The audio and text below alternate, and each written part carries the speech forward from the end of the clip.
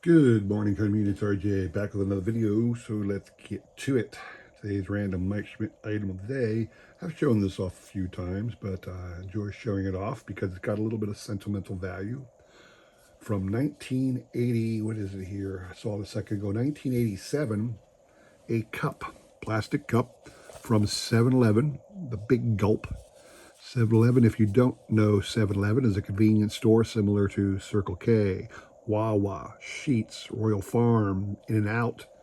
I'm not sure how many other convenience stores are out there around the world, but 7-Eleven should be a national chain. Most people should know 7-Eleven. And their drink used to be, a long time ago, they had a drink called the Big Gulp. Guess this is like 44 ounces. Or how big is this sucker? I want to say 32 ounces, but it might be a little bit bigger.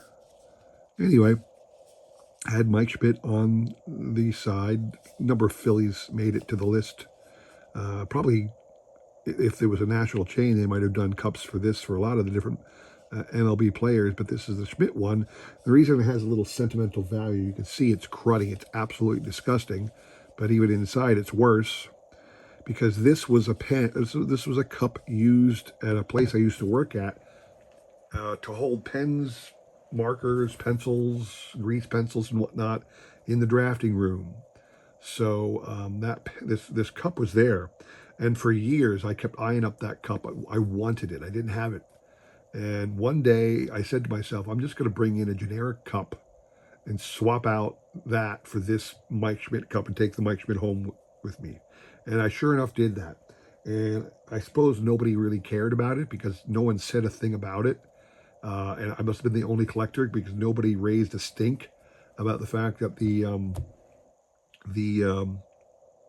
the Mike Schmidt cup walked away and was replaced by a generic cup. So I'm happy that no one cared because now I have it. I keep thinking about maybe upgrading. These things are not very expensive. You're easily found on the bay, these cups. So I keep thinking about one of these days just buying a new one, but I haven't done that yet. But this is part of my Mike Schmidt collection. Happy to say it is.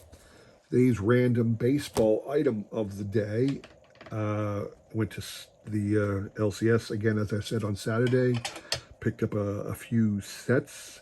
One of those was from 2004 in conjunction with the opening of Citizens Bank Park in Philadelphia. Excuse me.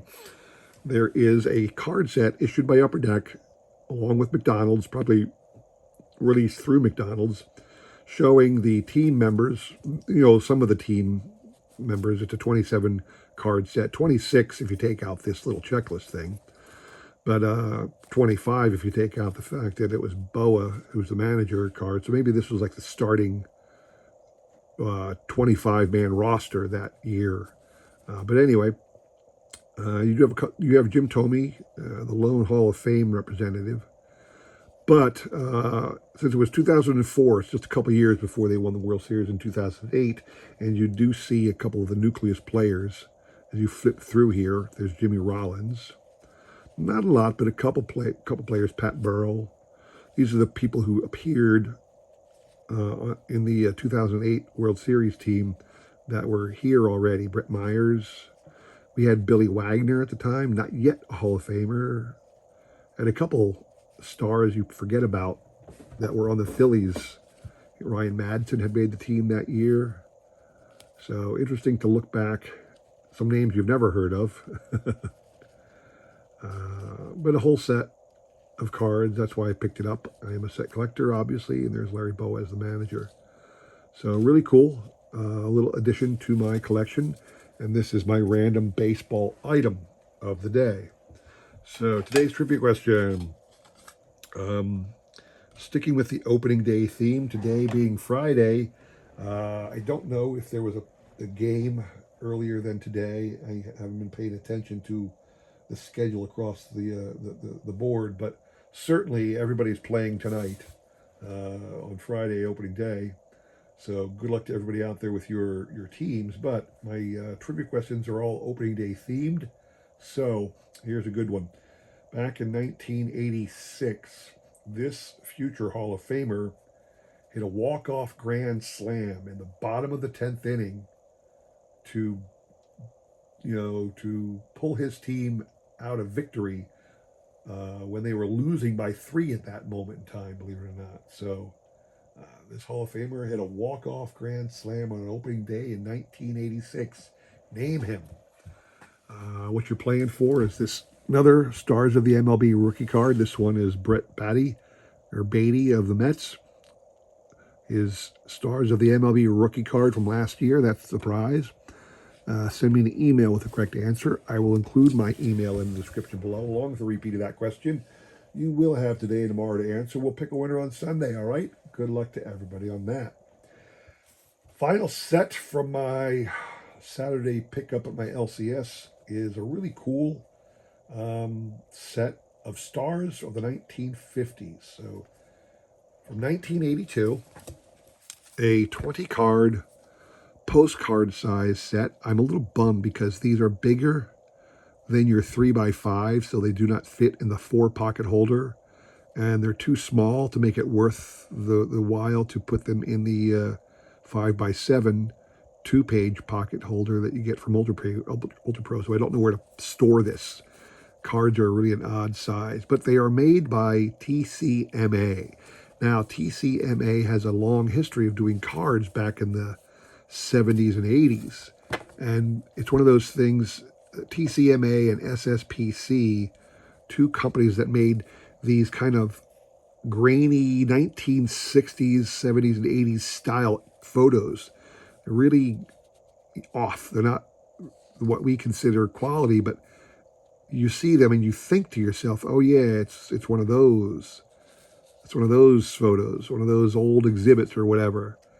And this is a 20-card set by TCMA. What I'm going to do is I found a article on who TCMA is, so I'm going to link to it in the description below. Please check it out. Please read up on TCMA and see what all of their different releases were. This one is a 20-card set from 1982 called Baseball's Stars of the 1950s. And it's kind of a generous range because some of the players had only a couple years in the 50s. Some of them were winding down their career. Some of them were just starting. Some of them didn't become great until the 60s. Some of them weren't productive anymore by the time the 50s rolled around. But take a look at who's in this set. Some huge names. So everybody knows who this is right away. You've got Roberto Clemente leading off. Card number 1. Sandy Koufax. Again, Sandy Koufax would not be a star until the 60s, but here he is, and great to the 50s, because he did start his career in the 50s, no doubt. Phil Rizzuto. Bob Feller. These are not like, there's no facsimile signature on there. There's no identification on the front as to who it is. Clearly, there's lots of information on the back. But, these are big name stars that you'll know just by seeing the picture on the cover. Duke Snider, certainly he was a star of the 50s. Hank Aaron, check that out. I think this is the only horizontal one maybe. But a great picture of Hank Aaron there. Certainly a star of the 50s, although again he missed some of the early years of the 50s. Eddie Matthews, same thing. He missed some of the very early 50s years, but he was certainly a star of the 50s. Roy Campanella. Nice Willie Mays. My favorite, Robin Roberts, because he's the only star of the 50s that warrants being into this set. Although I think Richie Ashburn, you should say Richie Ashburn was a star of the 50s because the little known stat about Richie Ashburn had more hits than any Major League player in the decade of the 50s. Richie Ashburn did. Here's Nellie Fox. You got Early Wynn. Awesome Ted Williams. Really cool Warren Spahn. Would like to see the big leg kit, but that's still a great Warren Spahn image. Sweet Jackie Robinson. Traditional photo, you see this photo a lot used by card companies and whatnot for Jackie Robinson, but here he is on the TCMA.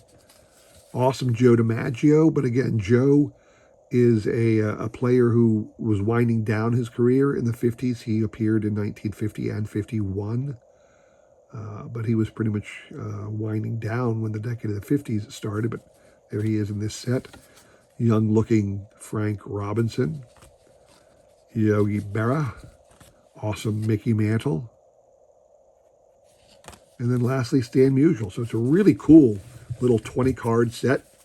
Stars of the 50s, nothing but Hall of Famers, nothing but legends of the game.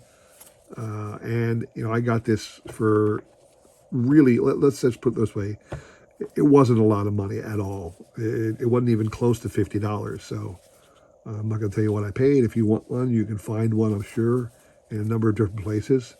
But a really cool little set. And again, it goes to show that those companies, TCMA and SSPC, were cranking out some fantastic card sets that really didn't find favor in collectors.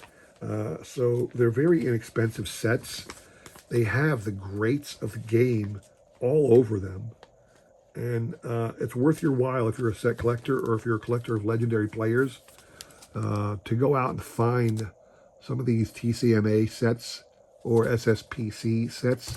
And again, take a look at the link below. I've included a link to an article describing the history of TCMA in baseball cards. So please do check that out, all right?